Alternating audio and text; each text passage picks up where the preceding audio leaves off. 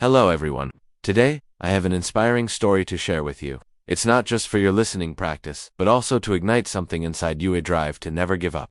The story is called Nothing is Free, and it's a powerful reminder that with effort, patience, and belief, we can change our lives completely. Asterisk, once upon a time, in a peaceful town surrounded by quiet mountains, lived a young man named Leo. He was 20 years old, full of dreams, full of hope. Leo wanted to build something big, not just for himself, but for his family. He dreamed of owning a chain of restaurants, becoming a successful entrepreneur, and giving his loved ones a better life. But dreams don't pay the bills. Life was tough. His father, Mark, worked as a mechanic. His mother, Claire, cleaned houses to make ends meet. And then there was little Sophie, Leo's 10-year-old sister, who adored her big brother and saw him as her hero. Asterisk, one freezing evening, Leo sat outside their small home, staring up at the stars. The cold wind bit his skin, but his heart burned with desire. He whispered to himself, I want to give my family a better life. But how? We barely have enough to survive. Asterisk, the next morning, he sat down with his father and poured out his heart. His father listened quietly, then said something that would change Leo's life forever. Leo, dreams aren't free.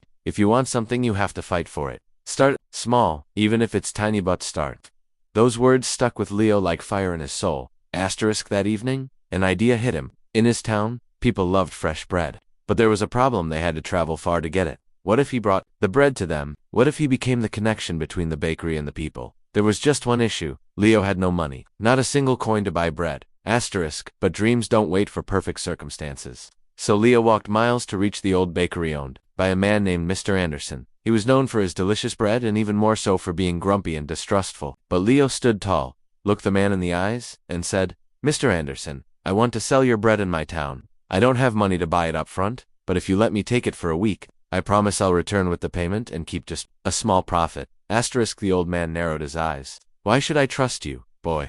Asterisk, Leo replied without flinching. Because I'm determined, and I'm ready to work hard. All I need is one chance. Asterisk, there was a long silence. Then finally, Mr. Anderson grunted. All right, you get 1 week. But if you don't bring back the money, don't ever come back. Asterisk, Leo's heart raced with excitement. He picked up the bread and carried it back to town. The next morning, he set up a small wooden stand near the park. With energy and a smile, he greeted passers-by. Fresh bread, warm and delicious. Asterisk, people were hesitant. They didn't know if the bread was good. But Leo offered free samples, and one by one, people began to try, and then they began to buy. By the end of the day, every loaf was sold. Leo had made his first profit.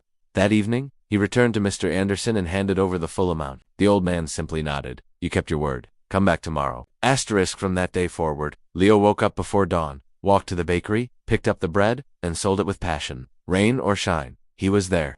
In 2 months, he had saved enough to buy a small cart. Transporting bread became easier, and sales increased. Asterisk.